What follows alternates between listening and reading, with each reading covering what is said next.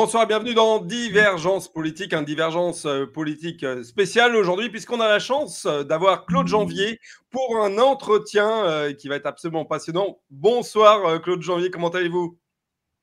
Bonsoir Alexis, eh bien je vais très bien et merci beaucoup pour l'invitation, c'est un plaisir. Alors, c'est un plaisir pour nous aussi ici à Divergence. On aime beaucoup votre travail. Je rappelle, pour les rares, peut-être qui ne vous connaissent pas encore, ce qui m'étonnerait sur cette chaîne, en tout état de cause, vous êtes écrivain essayiste. Alors, vous avez un humour très particulier et un ton d'expression qui est vraiment propre à vous, donc qui nous plaît beaucoup. Nous, on aime bien ce côté un petit peu dissident. Alors, pour rappeler quelques-uns de vos livres, vous en avez peut-être sous la main, donc on va pouvoir en parler et les montrer, et puis on mettra le lien en description. Vous avez notamment écrit « Le virus et le président enquête sur l'une des plus grandes tromperies de l'histoire ». Bravo, alors celui-là, j'en ai plus, donc je peux pas le montrer. Bravo. Voilà, donc on mettra le lien en tout cas pour que les gens puissent aller le trouver en librairie. Covid-19, le bilan en 40 questions, retour sur 2 ans d'infos et d'intox. Vous l'avez ou pareil, épuisé? Non, pareil. Celui-là, je n'en ai plus, que c'est coécrit avec mon ami Jean-Louis Jambert et c'est IS Édition. Ah, désolé, ouais. Ceux-là, je n'en ai plus à la maison. J'en ai plus à la maison. C'est ça le succès, c'est ça le succès. Vous avez écrit également l'État profond français, qui, comment, pourquoi. Ça tombe bien parce que ça va être le thème de cette émission. Et voilà. Et voilà. Il est magnifique, il est super. Le voilà. Alors c'est coécrit, hein. C'est coécrit avec mon ami François Lagarde et c'est chez K Édition. Alors pour la petite page de pub entre guillemets, on est en train de préparer avec mon ami François Lagarde l'État profond 2. Et on est en train de préparer et il sortira septembre-octobre, donc à la rentrée. Yes. Ah bah alors, si vous m'y autorisez, on fera une émission spéciale pour la sortie du livre. C'est un sujet qui nous passionne sur Divergence. On va en parler notamment dans Divergence politique de ce fameux État profond. Vous avez également écrit Les démasqués qui dirigent réellement le monde. Bah, encore une fois, on est au cœur du sujet ce soir. Voilà, magnifique. Alors celui-là, je l'ai écrit tout seul comme un grand chez K Édition et c'est une grande enquête et je pense qu'on va en parler aussi un peu ce soir. Une grande enquête sur l'oligarchie financière mondiale internationale, oligarchie donc financière apatride parce qu'ils n'ont pas de patrie ces gens-là. Et plus, ils sont plus quand même effectivement au départ et encore et toujours un peu anglo-saxons. Donc voilà, c'est une grande enquête sur leurs méfaits, leur pouvoir tentaculaire. Et d'ailleurs, en sous-titre, c'est qui dirige réellement le monde. Et c'est vraiment bien cette oligarchie financière mondiale apatride. Voilà. Eh bien, on va en parler assurément dans cette émission. Le sujet ce soir, donc, c'est politique au pluriel et État profond, qui dirige véritablement la France. Tout de suite, générique, et on se retrouve pour toutes les réponses. Nous sommes en guerre.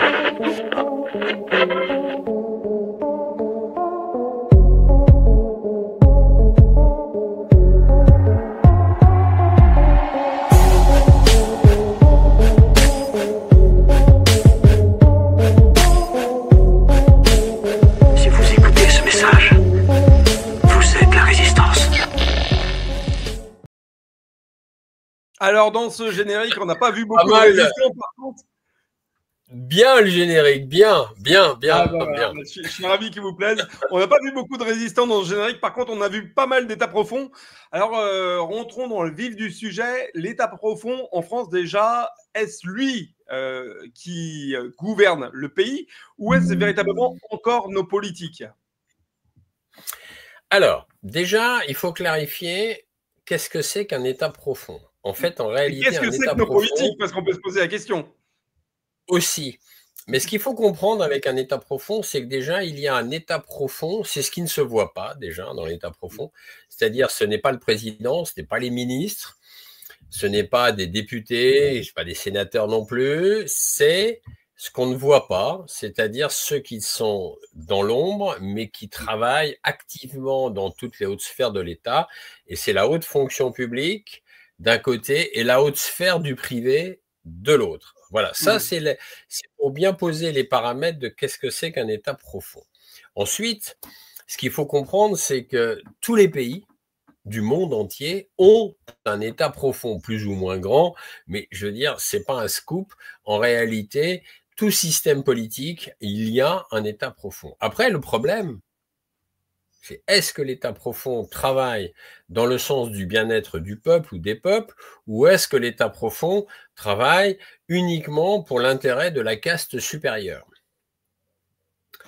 Parce qu'en réalité, moi, je n'ai rien contre un État profond à partir du moment où il travaillerait dans le sens du bien commun et dans le sens du bien-être des peuples. Alors maintenant, pour en arriver à la question, la France, eh bien la France, il est évident depuis déjà plus d'une trentaine d'années, voire plus, que l'État profond français ne va pas dans le sens du bien-être du peuple français, mais va dans l'autre sens. Il ne sert pas les intérêts du peuple français. Et voilà tout le problème avec l'État profond français. Voilà, ça campe un peu le décor. On va peut-être se poser même la question de savoir est-ce que la France est gouvernée potentiellement par un État profond qui serait made in France, Cocorico, malheureusement, ou est-ce qu'on est dirigé éventuellement même par un État profond autre que le nôtre tricolore? On pense naturellement à celui des États-Unis, l'État profond américain, qui est souvent, on le définit sur cette chaîne, constitué, effectivement, vous l'avez dit, de lobbyistes financiers, de lobbyistes militaires. On l'a vu notamment durant la période Covid. On le voit actuellement dans ces périodes de conflits géopolitiques.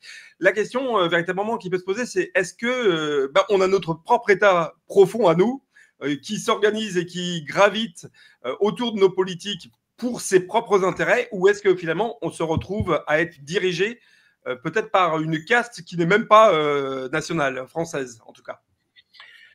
Alors, ça fait beaucoup de questions en une seule, mais ce qu'il faut comprendre, effectivement, c'est que il y a de toute façon, à la tête de la planète, au-dessus de la planète, au-dessus de tous les pays du monde entier, il y a une oligarchie financière mondiale internationale, apatride, parce qu'ils n'ont pas vraiment de patrie, et ils sont plus ou moins quand même à majorité anglo-saxonne. Cette oligarchie est à majorité anglo-saxonne. Alors, je vais camper le décor très vite pour mieux comprendre un peu ce qui se passe.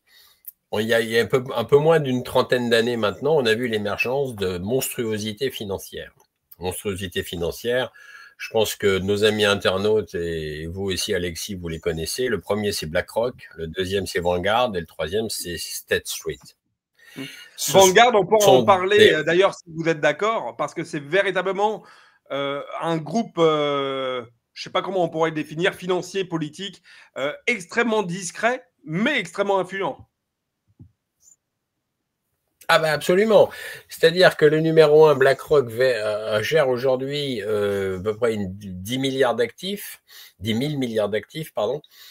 Ce qui n'est pas une petite somme. Et quand j'avais écrit mon livre Les Démasqués, qui mettait en exergue un peu ces monstruosités financières, ils en étaient en l'espace d'un an et demi. À l'époque, j'avais écrit en septembre 2023, quand j'ai sorti mon livre, ils en étaient à gérer à peine, entre guillemets, 9 000 milliards d'actifs. Aujourd'hui, ils ont pris 1 000 milliards d'actifs de plus. C'est intéressant, ils gèrent 10 000 milliards d'actifs. Alors très vite, ce qu'il faut comprendre avec BlackRock, déjà qui est le numéro 1, c'est qu'ils sont actionnaires de toutes les grandes sociétés du monde entier, à part les sociétés de la Fédération de Russie et à part les sociétés, mais quelques-unes quand même, ils ont réussi à rentrer, de la Chine.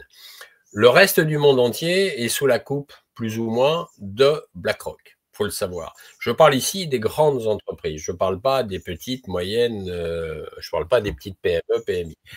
Ça, c'est intéressant à comprendre. C'est-à-dire, ce qu'il faut comprendre, c'est que BlackRock est actionnaire de tous les grands laboratoires pharmaceutiques, par exemple. BlackRock est actionnaire de toutes les usines d'armement. BlackRock est actionnaire de toutes les grandes sociétés. Alors, en France, ils sont actionnaires de toutes les grandes sociétés du CAC 40. Et ils possèdent quasiment tous les médias américains. Ils sont partout. Alors maintenant, ce qu'il faut comprendre, c'est qu'ils ont la main mise un peu sur toutes les sociétés internationales. Pourquoi? Parce qu'à partir du moment où vous avez un certain pourcentage d'actions, c'est pas qu'ils sont actionnaires majoritaires, Mais comme c'est entre 5 à 10% en général qu'ils prennent dans une grande société, mais quand ces 5 à 10% représentent des millions ou des milliards de dollars derrière, il est bien évident qu'ils imposent leurs directives à n'importe quelle société. Parce que si jamais la société ne veut pas obéir aux directives de BlackRock, bah c'est très simple. BlackRock, à ce moment-là, menace de vendre toutes leurs actions demain sur le marché, et à ce moment-là, l'entreprise se dit « Ouh là là, mais s'ils vendent leurs actions, le cours de mon entreprise va se casser la figure ». C'est évidemment enjolivé par les médias mainstream, et à ce moment-là, le PDG en question, avec ses actionnaires bien sûr, ne court pas le risque et se dit « Bon, ben on va obéir ». On va obéir à BlackRock. Voilà. Donc voilà comment BlackRock s'assure la mainmise aujourd'hui, ce qu'il faut comprendre de toutes les grandes entreprises internationales, à part la Fédération de Russie, à part la Chine. Deuxièmement, ils ont 5000 ordinateurs branchés en réseau, il faut le savoir, BlackRock, géré par 2500 employés de BlackRock, parce que BlackRock, c'est 10-12 000 personnes, c'est pas si énorme que ça, mais il y a 2500 de leurs employés qui gèrent 5000 ordinateurs branchés en réseau, sous un nom de code, j'allais dire, sous un nom de super logiciel qui s'appelle Aladdin, c'est un acronyme à 7 liability. Aladdin. Aladdin, le fameux Aladdin.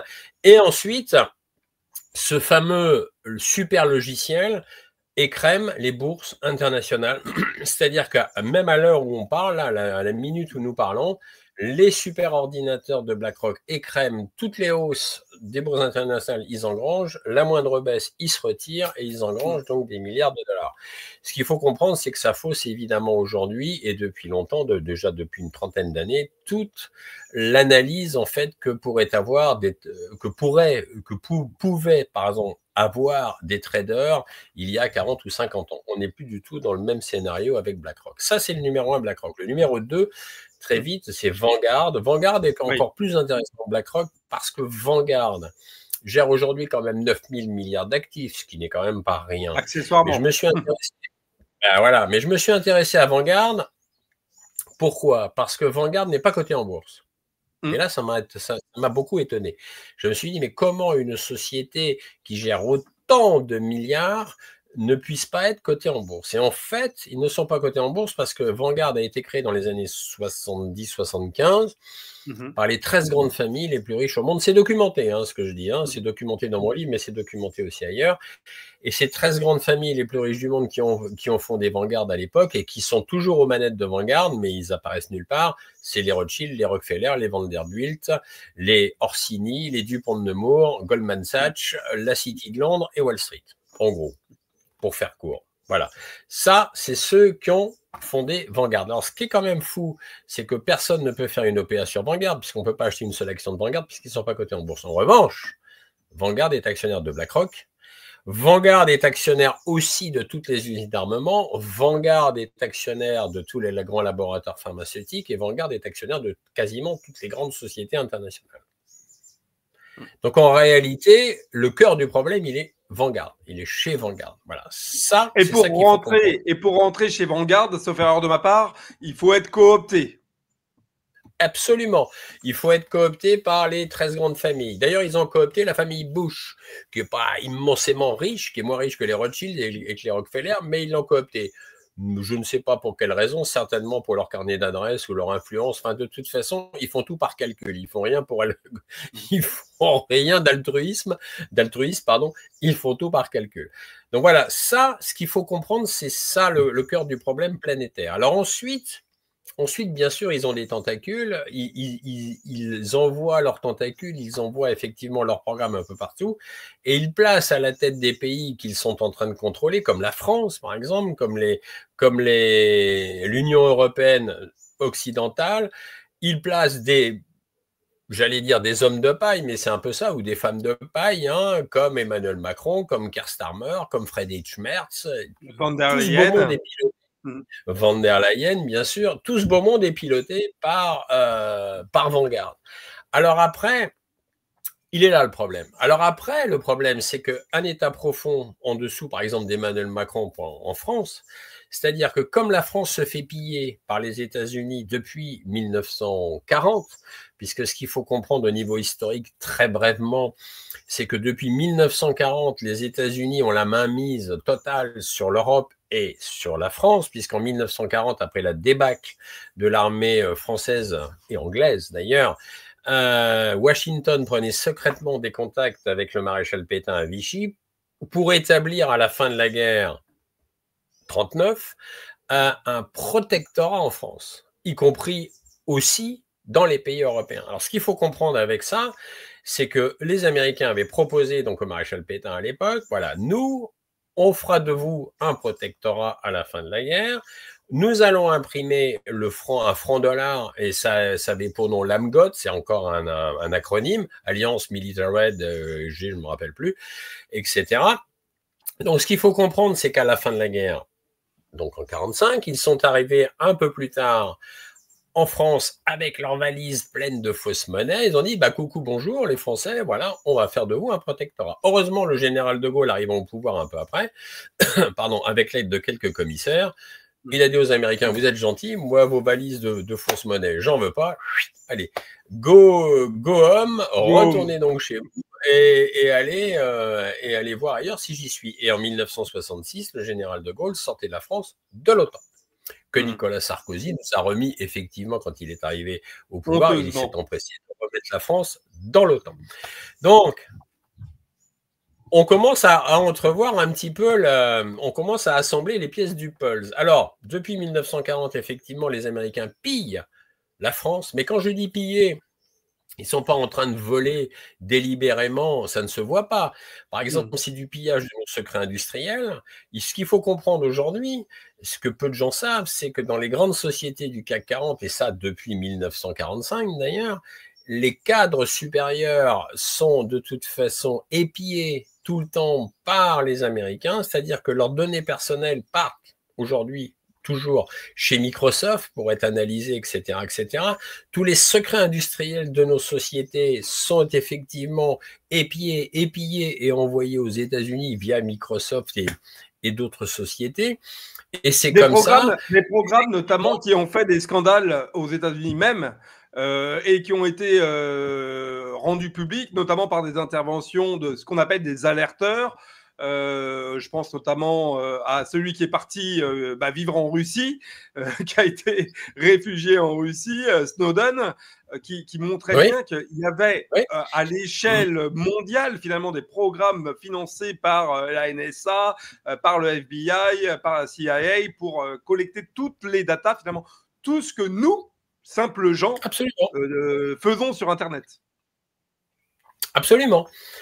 Donc, ça, c'est du pillage. Et c'est du pillage qui ne se voit pas. C'est-à-dire qu'alors, évidemment, le triumvirat de l'enfer, mais ça, je pèse mes mots, ça n'engage que moi, mais quand même, c'est à partir de la fin de la gouvernance de Jacques Chirac, l'arrivée de Nicolas Sarkozy au pouvoir, qui a trahi les Français avec le traité de Lisbonne. Bon, je ne vais pas y revenir parce que tout le monde le sait aujourd'hui. Ensuite, nous avons eu François Hollande. Et depuis 2017, pour notre plus grand malheur, Emmanuel Macron qui est en train d'enfoncer les derniers clous du cercueil pour faire de la France un total désert. Et voilà, on est de plus en plus vassalisé donc aux USA. Nous n'avons quasiment plus d'industrie. Je ne vais pas revenir sur tous les scandales du départ d'Alstom, de Rhodia, d'Alcatel, etc., etc. Merci, Monsieur Macron. Nous n'avons plus l'agriculture, n'en parlons pas. On est totalement inféodé à Bruxelles, et Bruxelles est bien évidemment un féodé au joug américain, donc à cette fameuse oligarchie. Et le Mercosur a fini d'achever nos agriculteurs.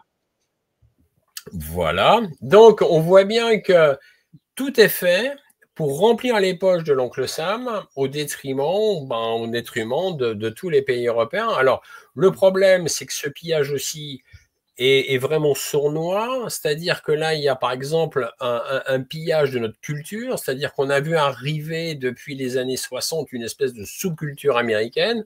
Je ne parle pas du rock, je ne parle pas du blues, je ne parle pas du jazz, il n'y a rien à redire là-dedans, mais Là, je parle évidemment de toutes ces espèces de théories LGBTQ+, woke, qui sont arrivées directement des États-Unis, repris par des philosophes, entre guillemets, français, comme Donnedieu, Bourdieu, etc., dans les années 70, mais qui, sournoisement, mettaient plutôt en avant que la pédophilie, c'est finalement pas si mal. Ils ont même signé une tribune à l'époque, en 1971, de mémoire, dans Libération. Faut le faire quand même, hein, dédouanant quand même pas mal la pédophilie. Donc on voit bien cette espèce d'avancée de cette sous-culture américaine, et que ce soit aussi même dans la nourriture, c'est-à-dire dans la bouffe chimique, dans la malbouffe, toute cette malbouffe qui nous est arrivée outre-Atlantique a déferlé, déferlé mondialement d'ailleurs, mais les premiers visés, c'était évidemment l'Europe, et on voit bien aujourd'hui, on en est en France à plus de 1500 McDo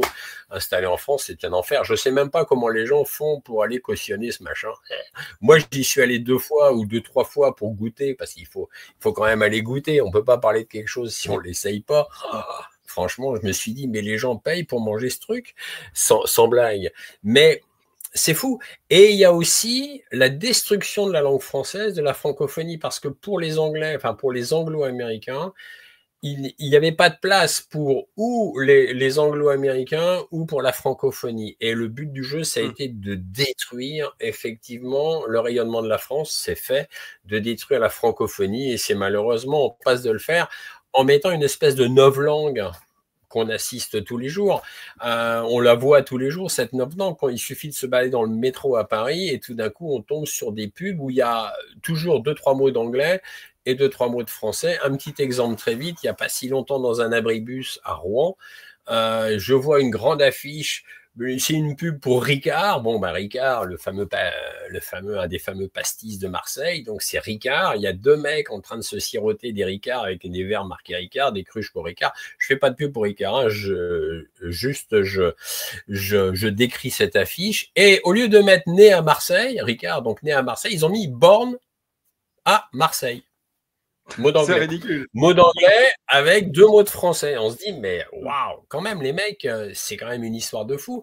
Et je lisais un petit journal aujourd'hui, très vite, parce que c'était programme de l'été. Ah, maintenant, on va plus boire un coup en France dans un endroit où il y a des cocktails, on va spot.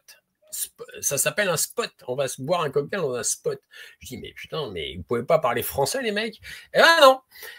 Tout est fait pour dézinguer la langue de Molière, et on va vers un espèce de globish inconsistant. Mais tout ça, encore une fois, c'est voulu par cette oligarchie financière mondiale apatride. Alors, avant de passer sur la question justement de la politique dans tout cela, on va finir sur la question des lobbies. Dernière question que je vais vous poser, c'est ces fameux lobbies, ou pas lobbies, ces groupes français qui protègent leurs intérêts, cet État profond français, voilà, je cherchais le mot, on va bien clarifier les choses. Il n'existe que par la volonté finalement d'un État profond supérieur qui serait ce fameux État profond qui est celui des grandes familles américaines, des grands trusts américains, des grandes fortunes américaines, comme on citait BlackRock, on citait Vanguard, etc.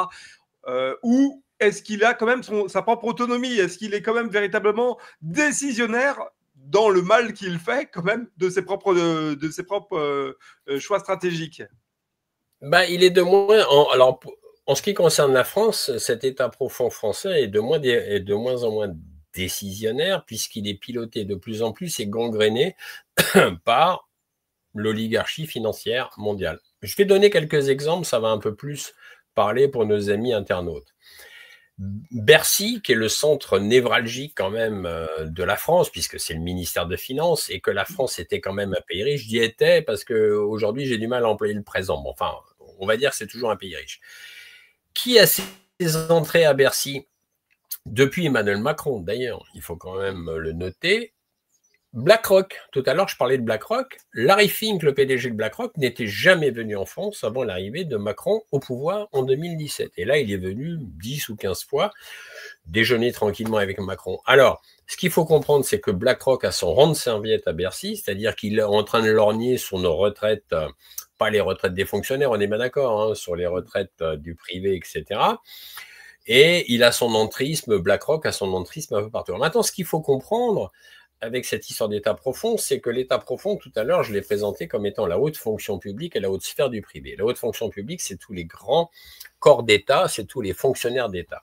Ces fonctionnaires d'État, en général, sont censés obéir effectivement au président et au ministre, mais ils ont aussi leur propre, je dirais, leur propre tendance politique.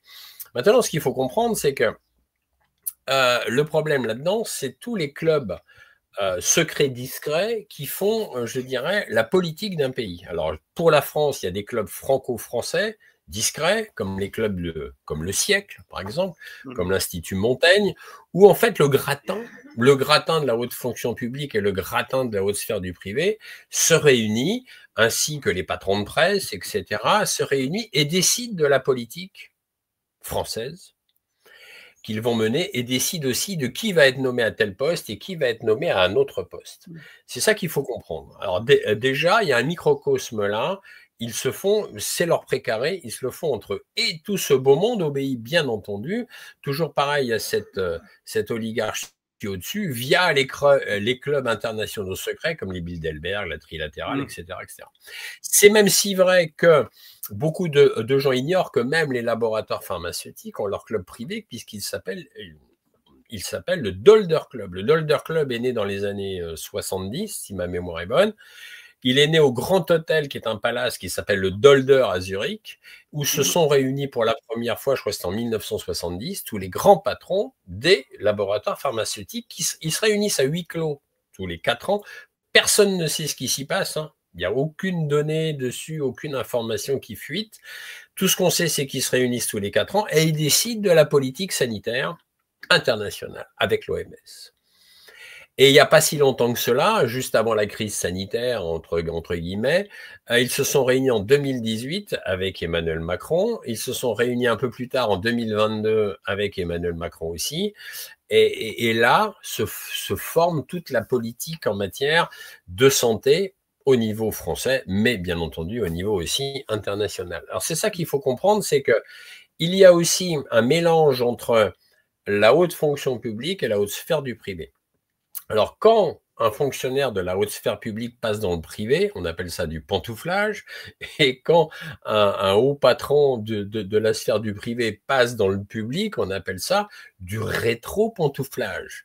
C'est-à-dire ça pantoufle et ça rétro-pantoufle. Alors, voilà, je vais donner un petit exemple là-dessus pour bien comprendre les rouages. Par exemple, là, je viens d'apprendre que l'ancien Premier ministre anglais qui s'appelle Rimac, j'ai plus son nom en tête là, celui qui était d'origine pakistanaise. En fait, il vient de prendre la direction de Goldman Sachs. C'est-à-dire que on se trouve avec quelqu'un, parce que là, je parle dans l'Angleterre, mais c'est pareil en France. Je parle de quelqu'un qui était dans le domaine donc du public, puisqu'il était Premier ministre anglais, et là, tac, il arrive dans le privé. Et il n'arrive pas n'importe où. Il n'arrive pas effectivement chez KFC. Non, il n'est pas vendeur chez McDonald's, justement. Ouais, effectivement. Voilà, il prend pas la gestion d'un McDo ou de plusieurs McDo. C'est-à-dire, il prend vraiment une haute fonction. Alors, pour bien comprendre un peu cette république de copinage un peu et cette entraide malsaine qu'il y a entre le public et le privé, je vais donner un exemple simple. Les autoroutes françaises ont été donc Dominique de Villepin à l'époque, il y a longtemps, qui était ministre, on a fait cadeau à des sociétés privées. Déjà, on s'est dit à l'époque, mais pourquoi donner des autoroutes nationalisées qui faisaient rentrer un maximum d'argent dans les caisses de l'État? Pourquoi en faire cadeau à des sociétés privées? Bon, déjà, c'est la première question. Qui devait à l'origine financer l'entretien, chose qu'ils n'ont pas fait, puisqu'on a été obligé de couvrir les frais.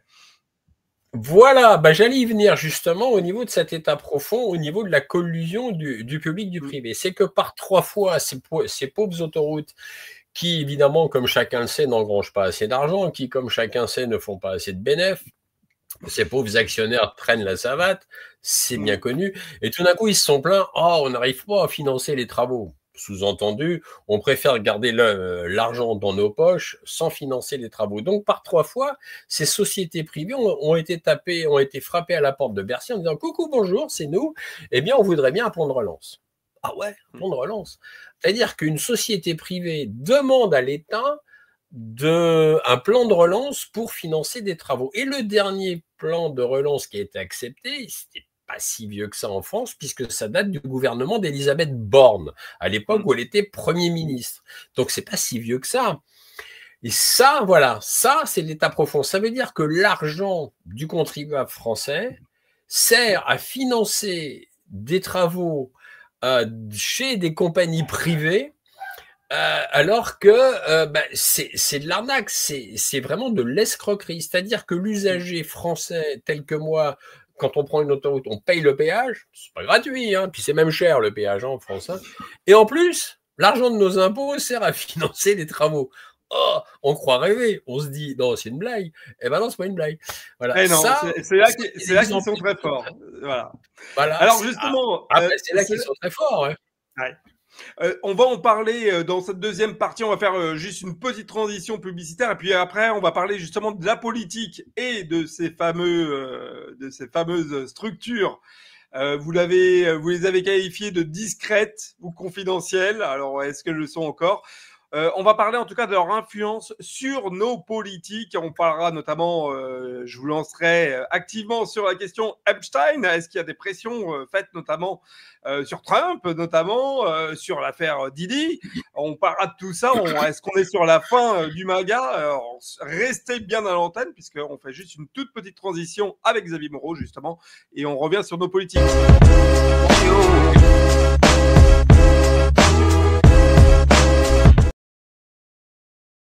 Allez, voilà, la transition est faite. Elle disait tout simplement, si vous aimez cette émission, faites un like, mettez un petit commentaire, abonnez-vous à la chaîne, activez la cloche pour avoir les notifications sur les prochains épisodes. Ça nous aidera pour le référencement. Et on va continuer, nous, cette émission en parlant justement de l'influence de ces réseaux.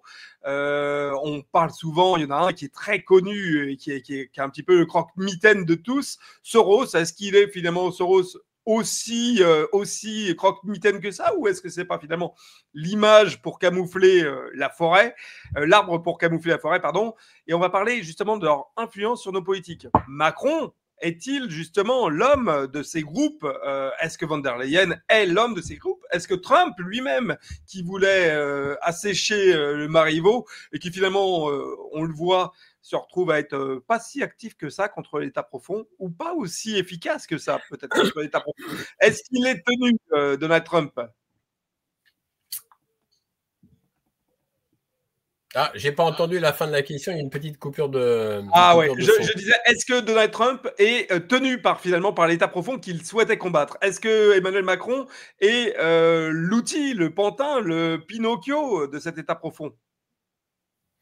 Ah, c'est une excellente question. Bon, il est vrai que ça fait beaucoup... Alors, déjà, je vais répondre parce que dans votre question, Alexis, il y en a plusieurs. Alors déjà, je vais répondre un peu au niveau du formatage. Ce qu'il faut bien comprendre avec Emmanuel Macron ou avec, alors on en revient à la France, avec Gabriel Attal ou même Marlène Schiappa ou tous ces gens, ce qu'il faut comprendre, c'est que tous, ils sont passés par le programme de formatage élaboré en 2004 par Klaus Schwab, qui est le Young Global Leaders. Ils sont tous passés par cette école.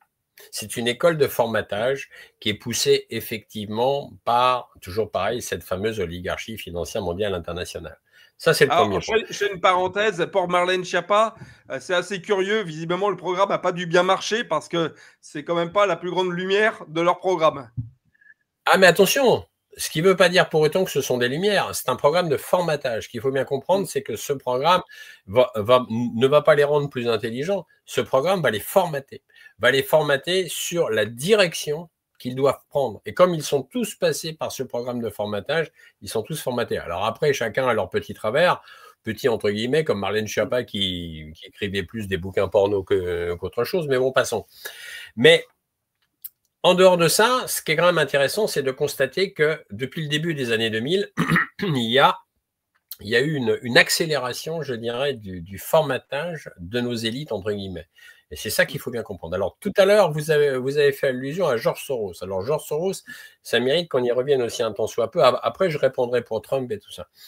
Ce qu'il faut comprendre, c'est que tout à l'heure, ce que je n'ai pas développé, c'est que cette oligarchie financière mondiale internationale, qui est donc Vanguard, hein, elle a en dessous, comme je les ai nommés dans mon livre, mais comme je me plais à les appeler aussi, des valets ultra friqués. Les valets ultra friqués, vous les connaissez.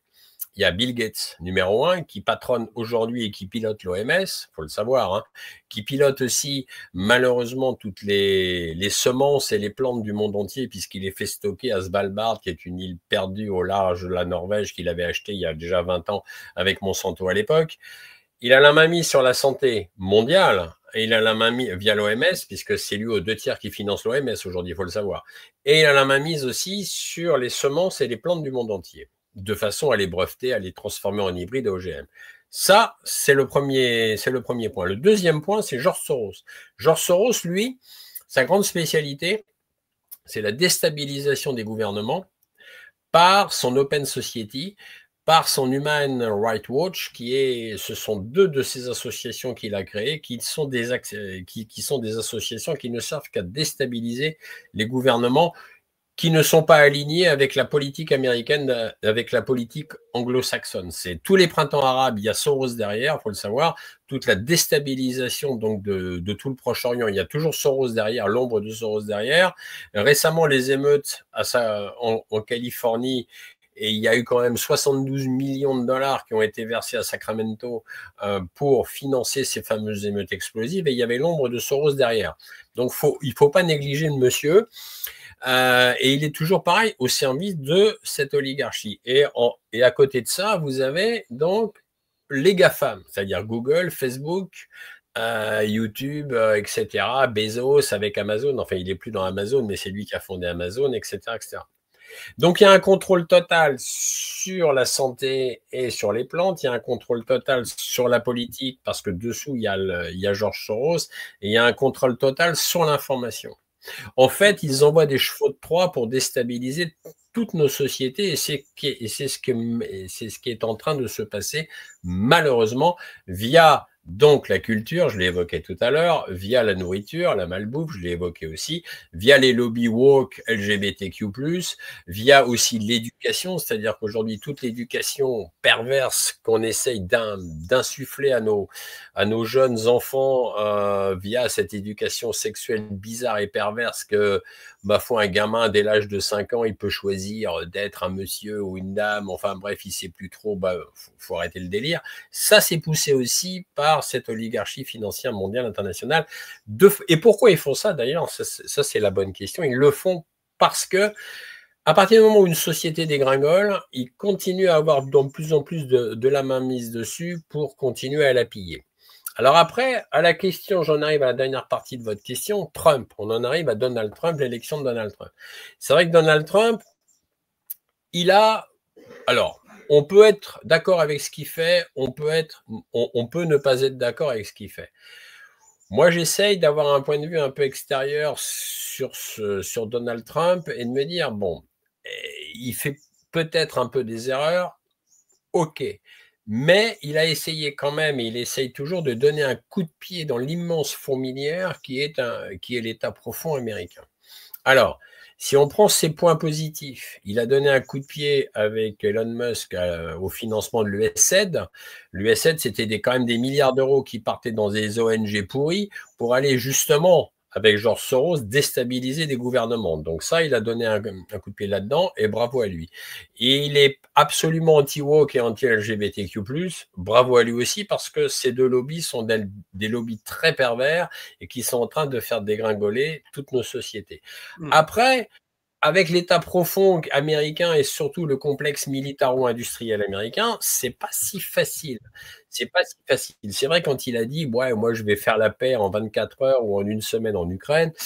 Oui, là, effectivement, c'était peut-être à la façon un peu cow-boy, mais c'est pas si simple que ça d'arriver à assainir tout ce conflit qui a quand même été provoqué par ses prédécesseurs à Donald Trump quand même, hein, parce que ses prédécesseurs via l'Ukraine, ils ont quand même attaqué la Russie. Enfin, Ils ne l'ont pas attaqué de suite avec des missiles, mais quand je dis ils l'ont attaqué, ils l'ont provoqué. Ils ont sans arrêt alimenté la chaudière pour qu'à un moment donné, le président Poutine, il n'ait pas eu vraiment beaucoup de choix à un moment donné de dire, bon écoutez, c'est gentil, mais moi, les missiles à mes frontières pointés sur Moscou, j'en ai marre.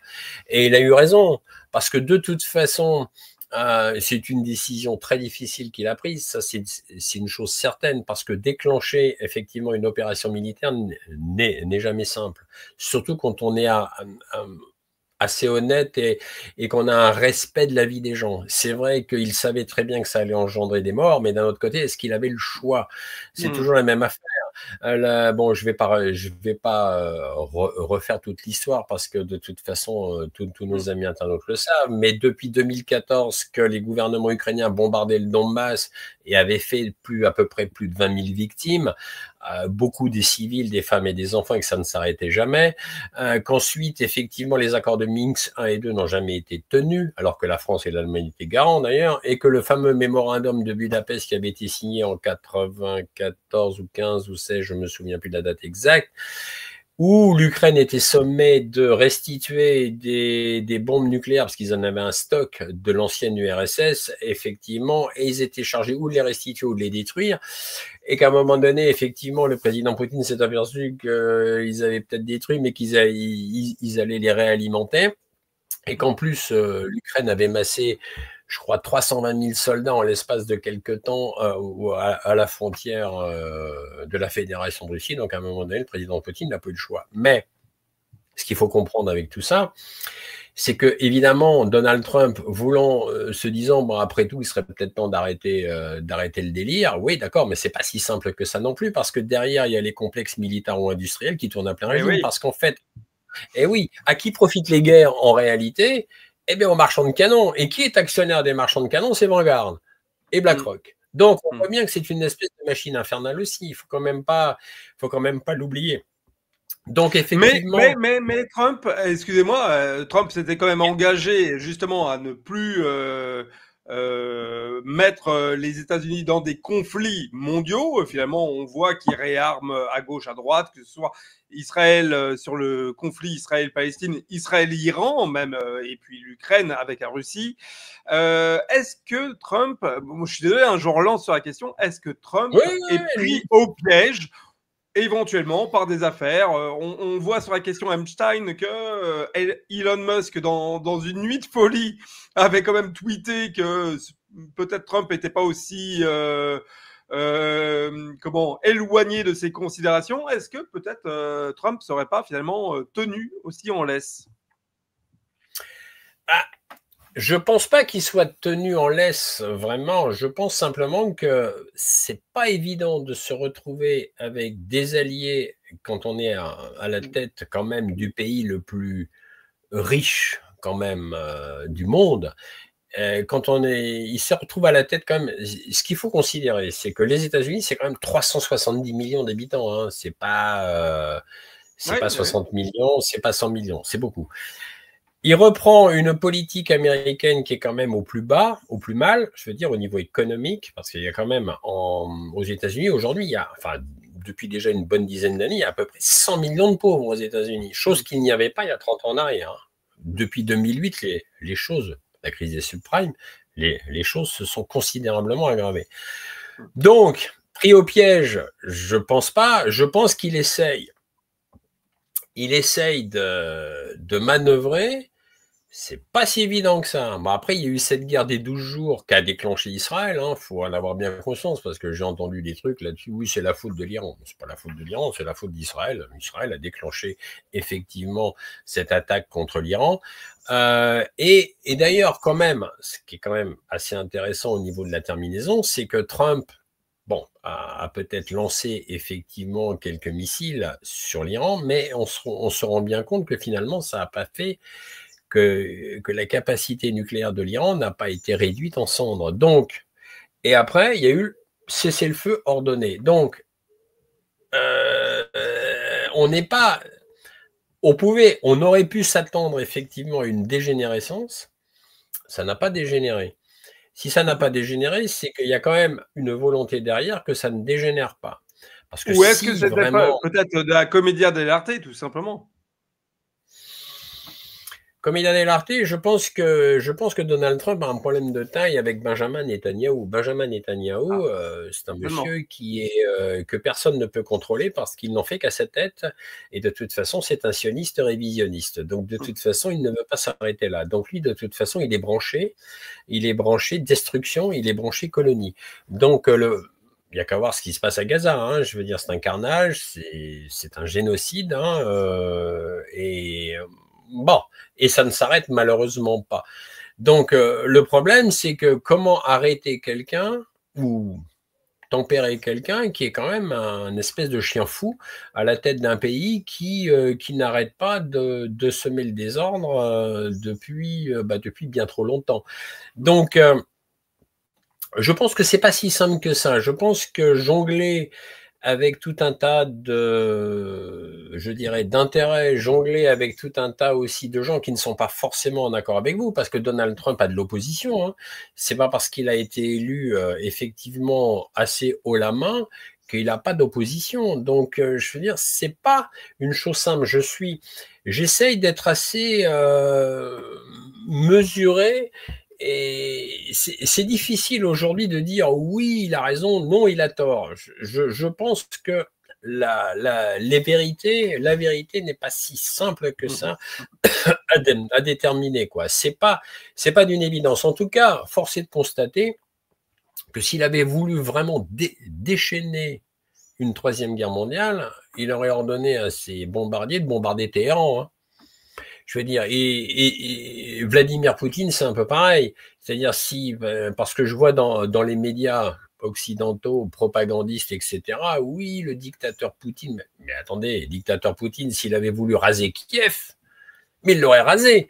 S'il avait voulu raser toute l'Ukraine, il l'aurait rasé. Donc, je pense que ni Donald Trump, ni Vladimir Poutine sont des fous sanguinaires.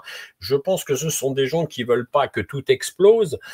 Maintenant, le domaine de la politique est d'essayer de calmer les esprits à droite à gauche et de faire face à des véritables dirigeants qui, eux, sont des fous furieux parce que, malheureusement, si on regarde Benjamin Netanyahou, si on regarde Emmanuel Macron aujourd'hui, si on regarde Keir Starmer, Friedrich Merz, Donald Tusk, récemment le Premier ministre polonais Ursula von der Leyen, qu'est-ce que ces gens ont en commun? Ce sont des va-t-en-guerre. Ils ne veulent pas entendre parler de paix, ils veulent que la guerre continue. Donc, alors justement, dans cette fin d'émission, parlons-en un petit peu de nos fameux Young Leaders. Vous nous avez mis clairement ce qu'en anglais on dit la big picture. Donc la photo globale de la situation, on a bien positionné BlackRock, on a bien positionné au-dessus Vanguard et on a bien vu les ramifications qui arrivent. Pour nos dirigeants européens, on va se concentrer un petit peu sur nous en tant que Français, voire Européens, si malheureusement on doit se considérer aussi comme Européens, vu l'impact que ça a sur notre pays. On est dirigé par qui aujourd'hui? On est dirigé par nos dirigeants nationaux, ceux qu'on a élus, ou est-ce qu'on a une caste d'hommes politiques, de personnalités politiques qui de toute façon ne répondent aucunement à nos intérêts personnels, mais répondent, je dirais, à des directives qui leur sont données par leurs supérieurs, si je peux les appeler comme ça? Ah bien, de toute façon, la réponse est claire. Hein. En Europe occidentale, l'agenda de tous les dirigeants de l'Europe occidentale ont été dictés jusqu'à présent par les Anglo-Saxons. Et en tant que membre de l'OTAN, en plus. Hein. Donc, alors, ça c'est clair. De toute façon, ils ont... Alors, on va reprendre pour la France, effectivement. Emmanuel Macron, il a été mis là pour faire un certain travail avec un certain agenda. Et c'est ce qu'il est en train de faire. Et de toute façon, ses récentes déclarations le prouvent, c'est-à-dire que lui ne veut pas partir du pouvoir. Il a le pouvoir. Alors, de par la Constitution française, il ne peut pas briguer un troisième mandat. Parce ils en discutent. Ils en discutent quand même. Oui, oui, je sais qu'ils en discutent parce que Richard Ferrand a été placé à la tête du Conseil constitutionnel pour effectivement aller dans ce sens-là, puisque lui-même, Richard Ferrand, l'avait déclaré il y a quelque temps de cela à un média mainstream qui devait être 20 minutes, je crois. À l'époque, il avait dit « Ouais, ce serait peut-être pas mal de pouvoir modifier la Constitution et permettre à un président de briguer un troisième mandat. » Mais si ne modifie pas la Constitution, donc Emmanuel Macron ne se représentera pas en 2017, mais en 2027, pardon, mais il se représentera en 2032. Ça, c'est d'une évidence absolue. Puis il l'a dit, hein, il vient de le dire auprès des jeunes macronistes. C'est un discours qu'il a prononcé devant des jeunes macronistes il y a 3 jours. Mais de toute façon, on voit bien qu'il l'avait déjà mentionné à mots couverts, plus ou moins. 2017, il va essayer de placer quelqu'un à sa botte. Et 2032, il reviendra. Mais il ne veut pas partir. Et tout comme Ursula von der Leyen ne veut absolument pas quitter le poste de la présidente donc de l'Union européenne. Je vous pose la question différemment. Il ne veut pas partir ou ils, au pluriel, ne veulent pas qu'il parte? Je dirais les deux. Les deux. Bah, tant que ceux qui l'ont mis là pensent qu'il fait le travail et il le fait malheureusement bien, si le mot bien convient, mais malheureusement, il faut reconnaître que depuis qu'il a été élu, il a détricoté méthodiquement notre pays. Donc, pour l'instant, il remplit tout à fait l'agenda. Donc, ceux qui l'ont mis là n'ont pas envie qu'il parte, et puis lui non plus n'a pas envie de partir. Alors après, évidemment, si un jour il fait un faux pas et que ceux du dessus décident qu'il parte, il partira. Mais pour l'instant, malheureusement, dans le sens de la destruction, modèle du mois, c'est ça? Il est l'employé modèle, et dans le sens de la destruction, il a fait aucun faux pas. Vous savez, vite fait, hein, quelques chiffres, parce que j'aime bien les chiffres, c'est parlant. Aujourd'hui, en France, on en est à plus de 3 400 milliards de dettes. Ajoutez à cela 3 800 milliards de dettes hors bilan bancaire, et ça, ce que je suis en train de vous parler là, ça a été décrit dans notre bouquin « L'État profond français » avec François Lagarde, c'est documenté. On en est aujourd'hui quand même avec 15 800 000 pauvres en France sur 32 millions d'actifs, c'est quand même énorme. Il y a plus de 6 millions de Français qui sont à la CMU. La CMU, c'est la couverture de base, donc ce sont des gens qui n'ont pas les moyens de se payer malheureusement la sécurité sociale. Il y a à peu près 4 millions de personnes au RSA, c'est le revenu moyen, etc., etc. Il y a à peu près un actif et demi aujourd'hui pour un retraité en France. D'accord? Eh oui. Vous me suivez? D'accord? On en est à peine à 25 millions d'actifs en France sur 68 millions de Français. Donc ça, c'est parlant. Ça, ce sont des chiffres qui sont parlants aussi. Et il y a à peu près un dernier chiffre, il y a 17 millions de Français qui souffrent de problèmes de logement. J'ai pas dit qu'ils dorment dehors. Je dis 17 millions de Français qui souffrent de problèmes de logement. Ça veut dire quoi? Ça veut dire que les gens sont de plus en plus en colocation, n'ont pas les moyens de se payer un loyer entier, donc ils partagent leur appartement, ils partagent leur maison à plusieurs. Ça veut dire qu'il y en a beaucoup qui vivotent, et ça veut dire que c'est pas la joie. Donc voilà l'état de la France aujourd'hui. Merci Monsieur Emmanuel Macron. Nous sommes très contents. Et ceux qui ont encore une propriété, on commence à les culpabiliser, puisqu'on a vu, il y a 2 jours sur BFM TV, un reportage qui disait globalement que les gens qui avaient des maisons, en fait, avaient trop de place pour vivre. Et donc, on les culpabilisait parce que les pauvres, ils vivaient pas dans un placard, donc c'était quand même pas gentil. Donc voilà. Maintenant, j'ai vu ça. J'ai vu ça passer, effectivement, il y a 2 jours. Je me suis dit, ça y est. C'est-à-dire qu'on peut même plus avoir une chambre d'amis en France pour recevoir ses amis. Non, vous avez ça annonce à future taxe. Moi, je pense que ça annonce à future taxe sur des biens dans lesquels on dirait qu'ils seraient trop grands. Bon, voilà. Ils en sont capables. Non, mais voilà. Dernière question qu'on peut peut-être poser pour finir cet entretien. Est-ce qu'on peut reprendre le contrôle, ou est-ce que malheureusement, les choses sont trop actées en notre défaveur et le jeu est fini? Oui, on peut reprendre. Alors oui, on peut reprendre le contrôle, à condition que pour ça, il faut sortir de Bruxelles en tant que capitale politique. Et on n'a pas le choix. Si on veut reprendre le contrôle, il faut sortir de Bruxelles. Il faut sortir du joug américain, hein, du joug anglo-saxon. Il faut reprendre sa souveraineté. Et il faut revenir, il faut sortir de l'euro parce que l'euro, c'est une monnaie spéculative qui nous a amené plus de paupérisation et plus d'inflation que nos monnaies à l'époque. C'est pas qu'on n'a pas eu d'inflation avec le franc, mais c'est qu'il y avait plus de pouvoir d'achat à l'époque du franc. Et là, je suis capable de le juger puisque vu mes cheveux blancs, je ne suis plus un jeune perdant de l'année. J'ai quand même passé les 2 tiers de mon existence avec le franc. Donc moi, je peux juger autant un jeune de 30 ans aujourd'hui, il aura du mal à faire la comparaison puisque le franc, il n'a pas connu. Autant moi, j'ai connu. Et très vite, avant le passage à l'euro en 2000, donc en l'année 2000, eh bien, avec 1 million de francs en France, on était considéré comme riche. On pouvait s'acheter un petit château à l'époque et mener un bon train de vie. 1 million de francs aujourd'hui, depuis le passage à l'euro, c'est 150 000 euros à peu près.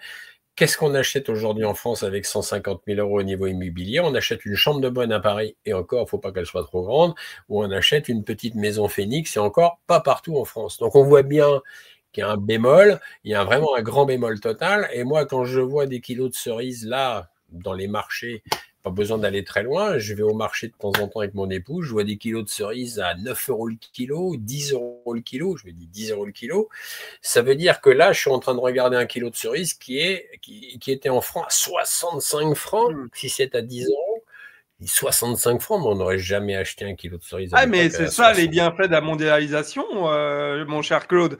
Est-ce que, oui. est-ce qu'il n'y a pas finalement, est-ce que le plan n'est pas finalement de faire que les gens soient suffisamment endettés pour qu'ils ne puissent pas se révolter, de les maintenir dans cet entre-deux où on leur donne peut-être un petit peu d'espoir, mais en même temps on les garde sous cloche, justement par la consommation, par des difficultés à finir les fins de mois, etc.